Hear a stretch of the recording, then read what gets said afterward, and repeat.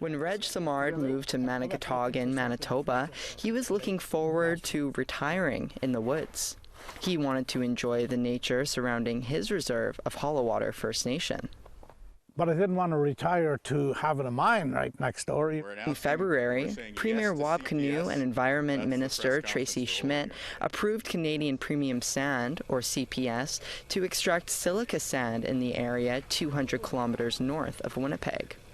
The news came after 5 years of consultations between CPS and the previous Manitoba government, and only a few months after Kinew was elected. During that time, land protector group Camp Morningstar was fighting to be heard. Really what it comes back to is free, prior, and informed consent. If we had these conversations before anyone signed anything, we would all know where everybody is, right? And by excluding people and not giving them the voice, this adversarial relationship happens. And I had hoped that our government might bring something to the table with that. And that's my biggest disappointment, is to have so quickly after the election to be kind of trampled upon, right? Yeah, that hurts. MJ McCarron is part of Camp Morningstar, along with Samard and Kateri Sabe Ekwe Phillips. They say the approval went ahead without meaningful consultation between the provincial government, CPS, and their camp, and ignores the environmental review process, or ERP. The ERP says the worldviews of Indigenous people should be acknowledged and incorporated in every project development decision and throughout implementation and monitoring, and that Indigenous Services Canada encourages proponents to engage meaningfully with concerned Indigenous communities, including different groups or subgroups of people within those communities. In 2018, Hollowater First Nation received $250,000 from CPS to support the development of the project after the Band Council signed a memorandum of understanding with the proponent. Camp Morningstar says this ignored the community's Section 35 rights to free, prior, and informed consent to natural resources projects on their traditional territory. APTN News attempted to reach Hollowater Chief Larry Barker on numerous occasions, including in person, but he could not be reached for comment. Phillips, who is also a member of Hollowater First Nation, says the approval is environmental racism. You know, the system was never put in place to benefit us. You know, it was not our system. It still isn't our system, but it definitely helps them get their foot in the door with our land and with our resources. Camp Morningstar believes the approval doesn't acknowledge the issues they brought forward through 2 appeals.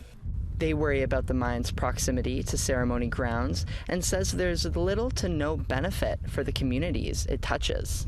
They mention the final report of the National Inquiry into Missing and Murdered Indigenous Women and Girls, which found there is substantial evidence of a serious problem demonstrated in the correlation between resource extraction and violence against Indigenous women, girls, and 2S LGBTQIA people. Work camps or man camps associated with the resource extraction industry are implicated in higher rates of violence against Indigenous women at the camps and in the neighboring communities.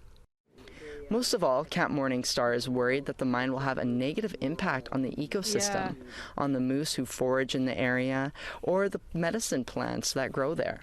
Our whole community is going to change, and I don't know. It won't change for the better, that's for sure. APTN News went to see where the mine will go.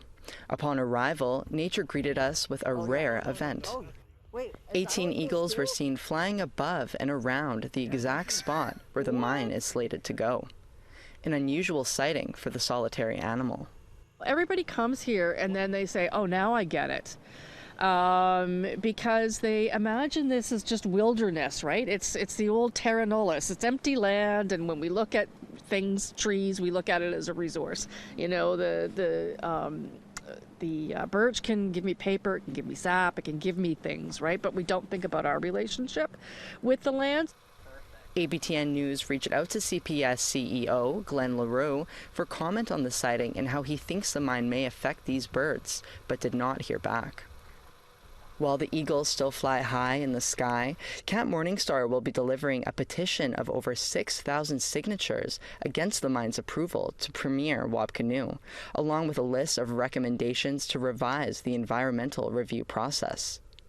Coming up in part 2 of this report, we'll have more on the economic impacts of this approved mine. Sav Jonesa, APTN National News, Winnipeg. An approved silica sand mine in Hollowater First Nations traditional territory is still receiving pushback.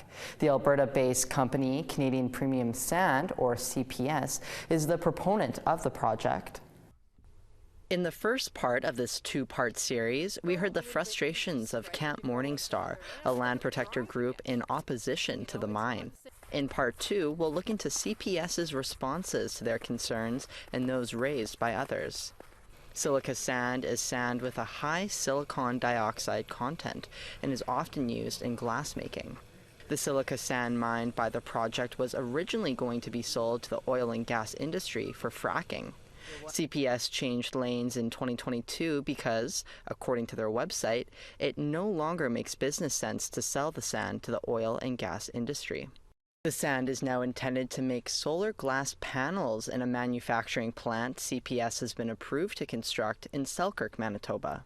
The new plan sees the project considerably scaled back in scope and size compared to the original.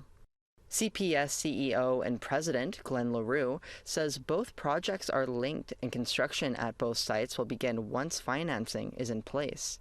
He says they are optimistic financing will be complete this year. CPS has had at least one local community consultation back in 2019. Around 130 people attended. It was requested by the Manitoba Sustainable Development Branch to address public concerns. That year, CPS received around 180 pages of public comments, mostly in objection to the mine, along with concerns. They came from local cottagers, residents of surrounding communities, and environmental groups. Their concerns focused on noise levels, traffic and road conditions, water quality, and many worried about the environment as well as their own health. In 2022, CPS held a community information session unveiling the new project purpose of making solar glass panels. Only 35 people attended, and 8 provided feedback on their environmental concerns. Their feedback was shared in CPS's Notice of Alteration report. The majority of people were concerned still with noise and air pollution, and then water quality, animals, and fish habitat. Trucks carrying the sand will leave the facility an average of 50 times a day, 5 to 7 days a week, based on CPS estimates. But Hollowater First Nation leadership reaffirmed their full support for the project. In a letter to CPS, their chief and council stated, in part, "We're proud to support this long-term vision for our community, for Manitoba, and for Canada. We see a future where we all benefit."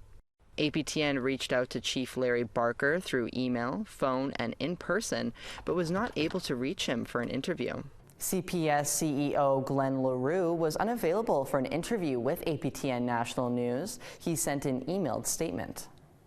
He said he's aware of some community members' concerns, but that he's also aware of concerns by leaders in the communities related to very high unemployment, related social challenges, and overdependence on levels of government funding to maintain their community infrastructure and programs.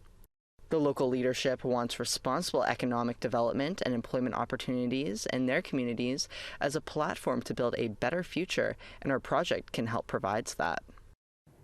According to CPS, there will be up to 17 jobs available for operating the plant and up to 20 jobs as truck drivers delivering the sand to Selkirk.